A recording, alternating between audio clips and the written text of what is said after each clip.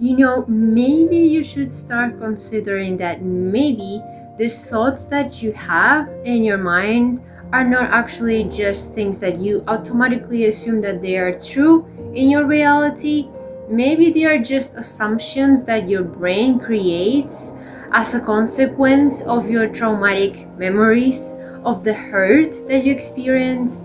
And maybe your mind is just protecting you so you don't get hurt again.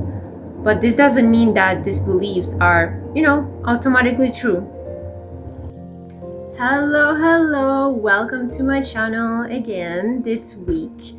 And for those of you who are new here, I'm your narcissistic abuse recovery coach, Elisabetta.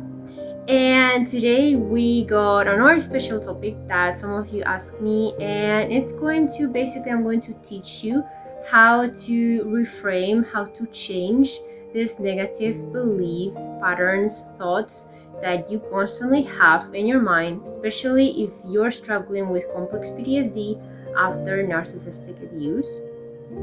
So let's get straight to the point. The first step that I would highly recommend you to make is to actually notice the thought. And you might be wondering, like, this is a bit hard to do, especially to notice these thoughts when you are in the zone, when you're anxious. But this is actually what helps you to notice them. This is what actually helps you to practice this conscious noticing, basically. And it's mindfulness, and it's seeing, it's checking, especially when you feel anxious, when you feel stressed, when you get triggered, okay? When someone or something happens, when someone tells you something, and you get triggered, you get anxious, you get mad, angry, sad, you start to get depressed into this spiral, and these thoughts come. And an example of them can be, for example, I don't know, I'm unlovable, or I'm not enough, like no matter what I do is not enough, or maybe I'm ashamed of my existence. All these thoughts, I really want you to get a notebook, to get a journal, and to write them down, because let's be honest, you can't heal what you cannot see. So you have to get conscious of these negative belief patterns. If you don't have a notebook right now, you can write it down in your mobile phone, for example. But I really recommend a notebook because it's more visible, and you will see, like, you will notice what's going on actually in your brain. Now, the second step is also actually very easy. And what we're going to do here is we're going to get curious, okay? We're not going to go cruel on ourselves, because many of you, I also talk to you many times in my daily life, and you tell me that you're very harsh on yourself. It happens. It also happens with me as well. We're human. It's okay. It's normal. But yeah, we don't need to go this same way. What we have to do is to get just curious, okay? So we're going to see those thoughts. We're not going to dissect them in a very specific, objective way, but we're just going to try to understand these thoughts. So basically, what you need to do is just ask these thoughts, because they don't come from the sky, right? You are not born with these thoughts. They come from somewhere. You are not born as a baby and you suddenly have these thoughts of self-hatred. Babies are not born with self-hatred. We are taught how to hate our existence and how to be ashamed of ourselves. So what I really wanted to do is ask this thought, where does it come from? What does it want? Maybe it wants to protect you from further hurt. Maybe it wants to tell you something. Maybe it wants to tell you that there's an emotional wound and you don't want to repeat it anymore. Get curious on this thought. And if you need more help on this as well, what you can do is you can also try guided hypnosis meditations, which I also offer, by the way. The link is down below in the video caption. You can book a session with me. Usually it's like around like 1.5 hours or 2 hours, and I guide you with everything. or if not, you can find guided meditations on YouTube as well. I also have a couple with the playlists. So you can try hypnotherapy to get where the origin, basically, to get where the thoughts come from, the origin of the thoughts. Maybe it's your protector side, maybe it's your inner child, maybe it's your teenage self. Find the origin of the thoughts, okay? Try to understand them, not judge them, because usually, we're judging them. Also, very important, ask yourself, is it true, or is the thought just very loud in your head and you don't want to ignore it because it's very loud? Ask this thought, who taught me this? What person taught me this? What experiences taught me this, okay? Now, the third easy step is basically to feel this emotion. And this is very important, and I cannot stress this enough, because I see so many of you going to counseling sessions, going to therapy, or any even coaching sessions, and you just talk and talk and talk and talk. You process your experiences just by talking, but this is not really helping you, because many times mental health professionals, and this can be a bit of controversial opinion, but many mental health professionals still keep believing that the trauma or the beliefs are in the mind, and what's actually happening specifically, actually it doesn't matter if it's PTSD or complex PTSD, the trauma is stored in the body, okay? You have the trauma in your body.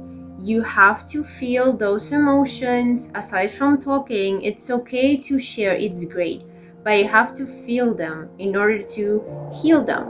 So where do you feel those emotions from these beliefs and from these experiences? Because these emotions that are trapped in your body are just memories. They are just memories living in your body that need to be released.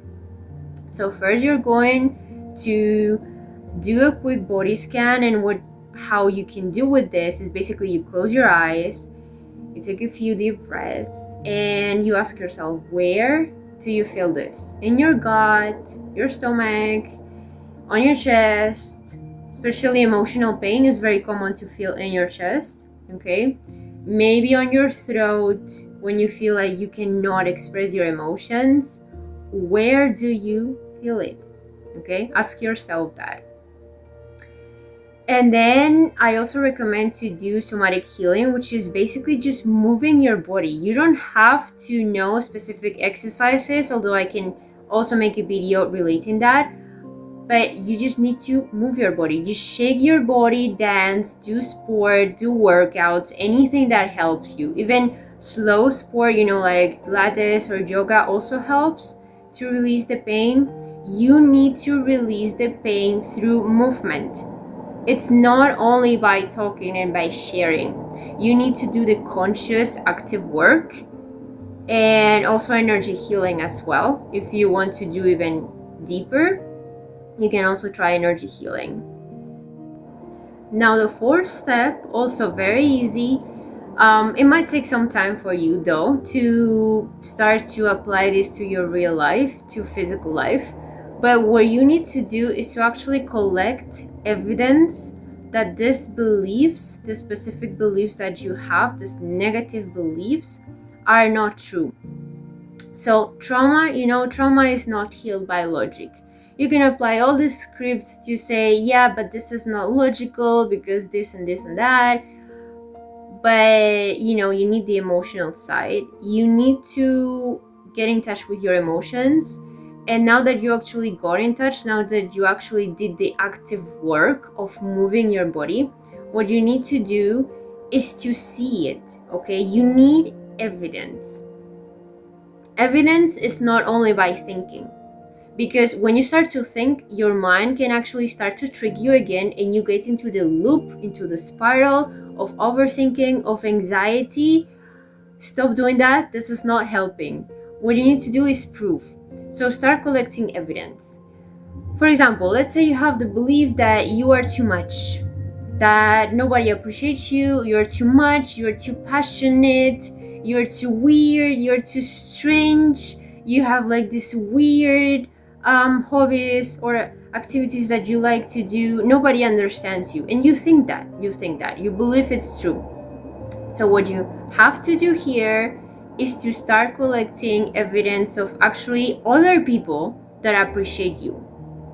Because what some people think it's weird, some others will appreciate it, some other people will love it, and you will see the difference.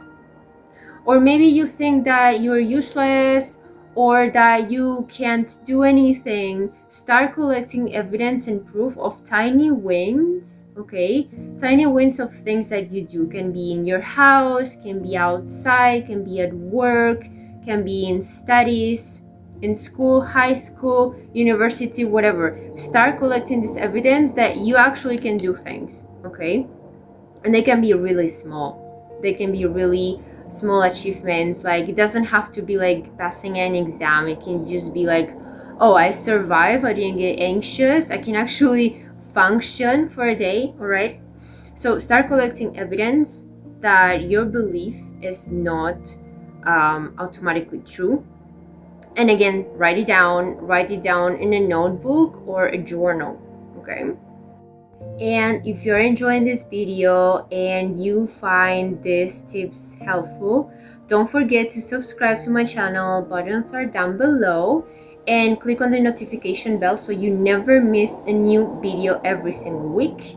And check the links, obviously, if you're ready to start working with me now and change your negative beliefs and start writing a new life after narcissistic abuse, and you want to heal fully your complex PTSD. Because you might think it can be hard, and it can get hard sometimes. I'm not going to lie to you, but it is possible. The symptoms can get easier to manage, and eventually you will find happiness. The happiness and the peace that you are looking for.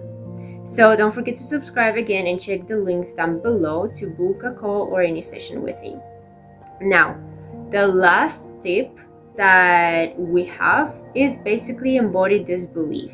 Now that you actually collected the proof and the evidence, you have to embody this belief. You have to live through it. You have to become a new person. This might take some time. You might have resistance in your brain, because let's be honest, I think our brains are literally sometimes like TikTok. They show us way too much than what we want. Literally, many times overthinking is just useless. It doesn't really help us. Anxiety is just living in the future. We need to stay connected to the present time. So you need to embody this belief, and this is by becoming a new person. And you will get a lot of resistance from your brain, but you have to keep speaking this new belief, this new mindset into your body. Videos can help a lot. You need to watch videos. You can also listen to subliminal affirmations. I also have videos, and the links are down below as well, also in the comments, on my subliminals, also tailored specifically after narcissistic abuse. There's not much of subliminal content after narcissistic abuse, so I also have content on that. You can also listen to motivational music, anything you like that helps you to stay focused by becoming a completely different person, and also change the people that you surround yourself with. Very important, because they also help you or not, depending on what type of people you surround yourself with. So yeah, the last thing is become a new person by embodying the new beliefs. That's very easy to apply process to help you change your beliefs by becoming more conscious. Hope you really enjoyed it, and yeah, don't forget to like the video, don't forget to subscribe, and see you in the next video next week. Bye.